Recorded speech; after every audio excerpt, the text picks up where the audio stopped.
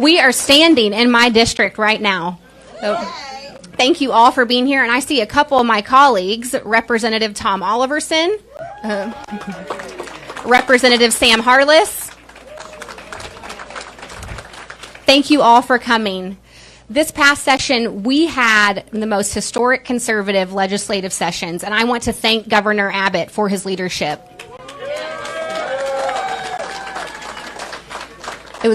It was under his leadership that we passed and he signed the Texas Heartbeat Act, the nation's first effective ban on abortion since Roe v. Wade. Under his leadership, we passed and signed a ban on critical race theory. We are not going to divide our kids, but instead emphasize the importance of the content of their character today. Yep.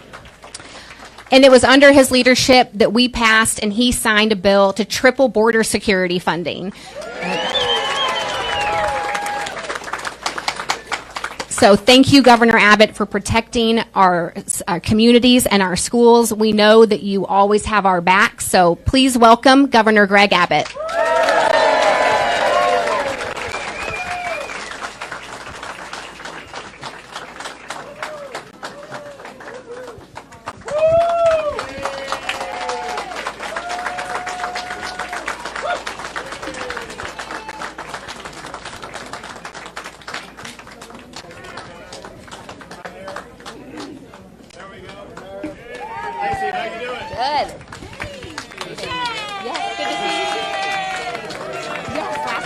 Small world.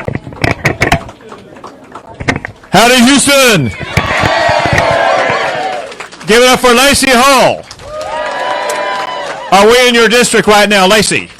All right. So good luck to you. Also, we got Sam Harless and Dr. Oliverson here. Thank you all for your leadership in the Texas House of Representatives. Give it up for these members of the Texas House of Representatives.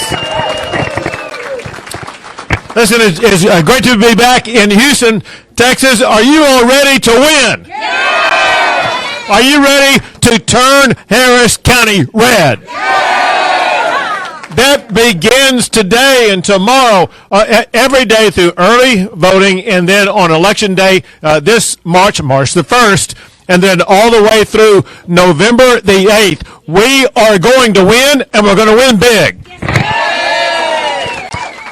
Let me tell you why it is that we're going to win. It's going to be so easy because we're just going to show voters the difference between what Republicans stand for versus what Democrats stand for.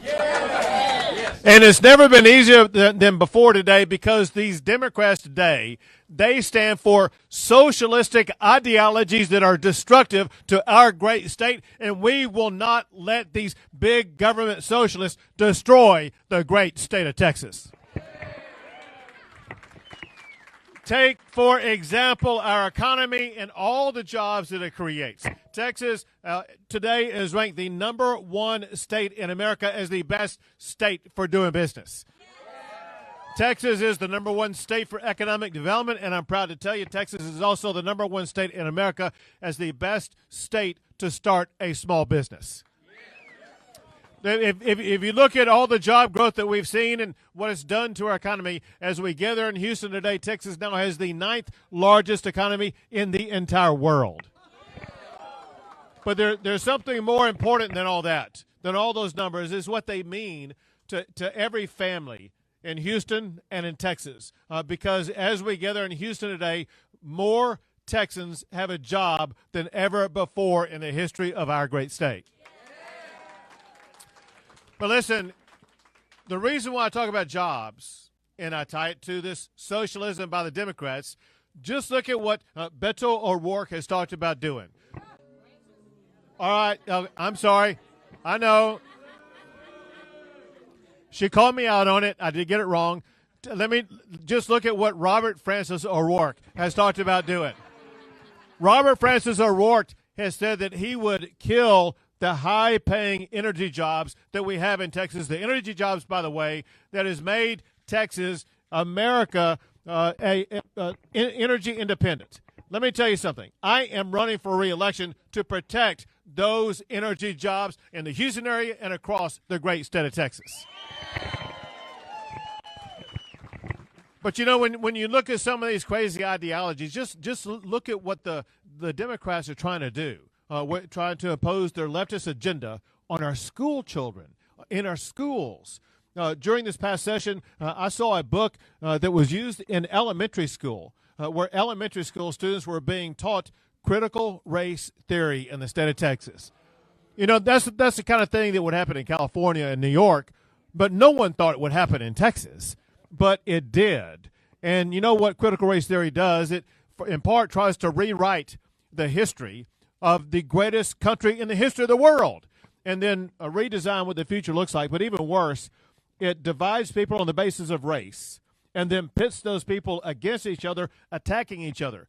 It teaches the contrary of what our Constitution teaches, but also teaches the contrary of what Martin Luther King Jr. taught us, and that is we're to be judged not by the color of our skin, but by the content of our character. That's what Texas stands for.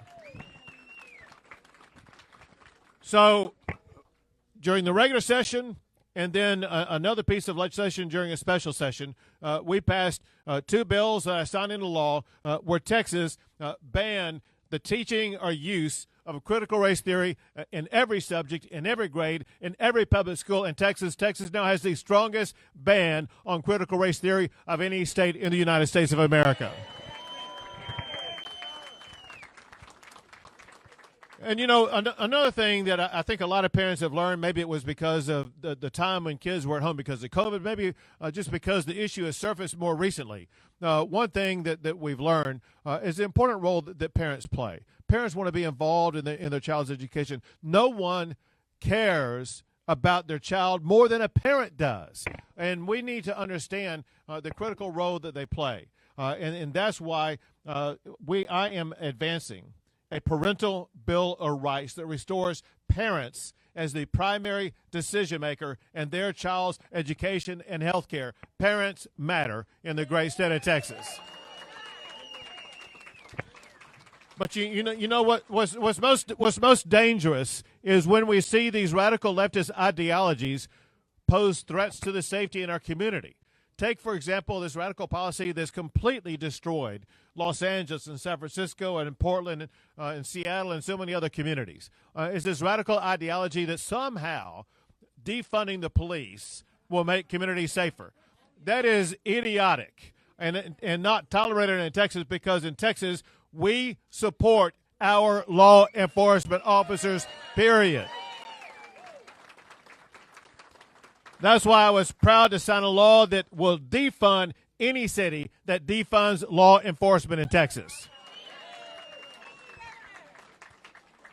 But even more dangerous than what we're seeing because of defunding police is what we're seeing because of the open border policies imposed by the Biden administration and supported by Beto. It is reckless, it is dangerous, and completely unnecessary. Remember this, it was just over a year ago, at the end of the tenure of President Trump, we had the lowest border crossings in decades for four simple reasons. The remaining Mexico policy, the Title 42 policy, the end of catch and release, and building the border wall. Those four strategies worked to reduce border crossings.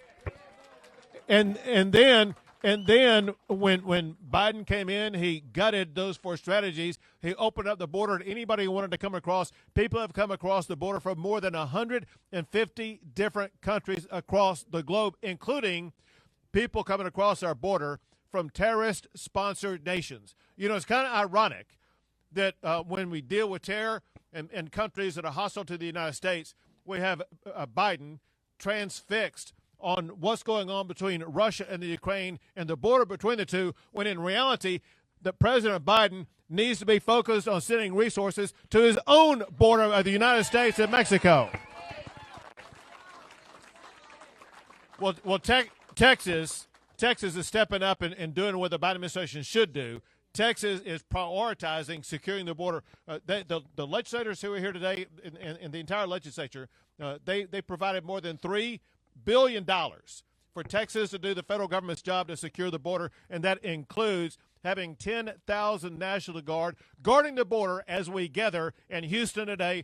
Give it up for our great Texas. Texas National Guard who are working to secure the border. And they're working alongside the Texas Department of Public Safety, and they are making arrests of people coming across the border. We converted 2 prisons into jails so that we would be able to jail all the people that we are arresting down there. We are arresting people for human smuggling, for the trafficking of drugs, the trafficking of the drug fentanyl. Fentanyl, if you don't know this, you need to know it, because fentanyl is being brought into Houston, Texas.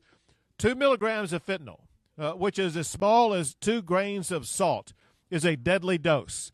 And Texas law enforcement has seized enough fentanyl to kill every man, woman, and child in Texas, California, New York, Illinois, and Florida combined. This is something that Joe Biden is doing absolutely nothing about. The only people doing anything about it are the people of the great state of Texas trying to seize this fentanyl and to shut it down. And then on top of that, yes, Texas is building our own border wall. We're using the same type of wall structure that was used by President Trump, these enormous panels that are more than 30 feet tall. So imagine at least maybe 3 times as high as the ceiling right above us here today, made out of the same metal fabrication, etc. And they add these panels hour after hour, day after day. And it got a little bit easier for us because you remember some of those materials that were laying on the ground that the Trump administration had left behind with your taxpayer dollars and the Biden administration was not using.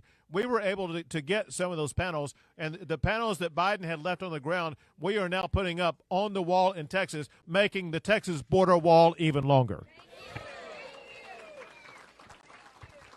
But listen, there's more than just your safety that's on the ballot this election.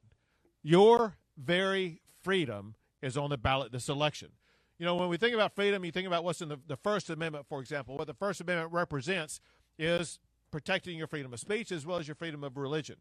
Let's go back in time to my prior office. I want to remind people of something because there's an anniversary coming up. Well, not 30 years. So here's what happened. When I was the Attorney General, at the time, there was a monument on the Texas Capitol grounds, and that monument is about 10 feet tall, higher than I could even reach, and etched onto that monument are the 10 Commandments. And there was an atheist crossing the Texas Capitol grounds, and he asked a federal court to tear down that monument. I argued that case all the way to the United States Supreme Court. That argument took place on Texas Independence Day. And we didn't know until later, until June when the decision came out, that on that day we won that argument and we won our independence to continue to display the 10 Commandments monument on the Texas Capitol grounds where it still stands today.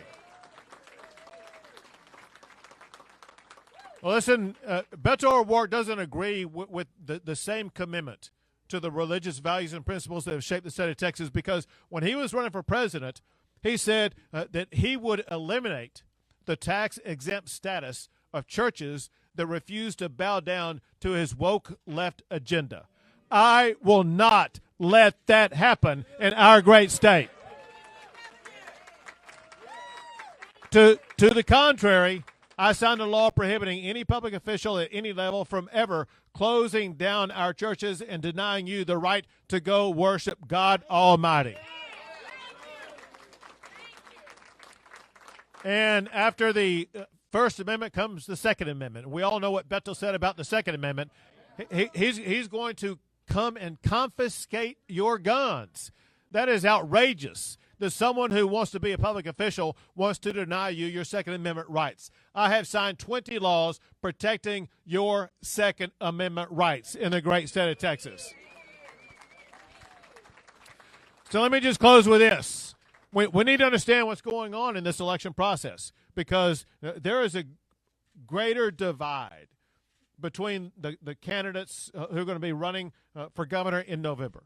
One is a far-left radical socialist, and the other is a conservative who believes in the values of Texas. There's something true about everybody in this room. You all love and you know that America is the greatest country in the history of the entire world. And I think that I can tell by your reaction, there's some people in this room who may even think that you may love Texas as much, if not more, than you love the United States of America.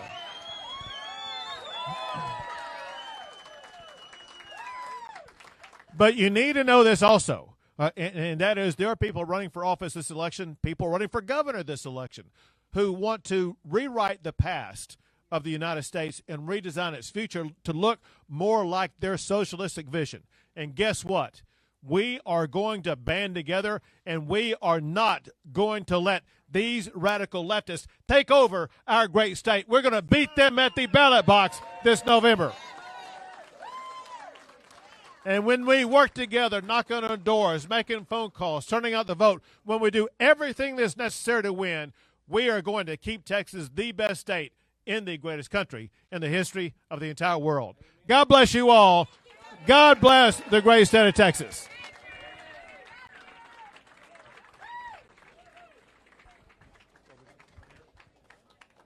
All right, folks.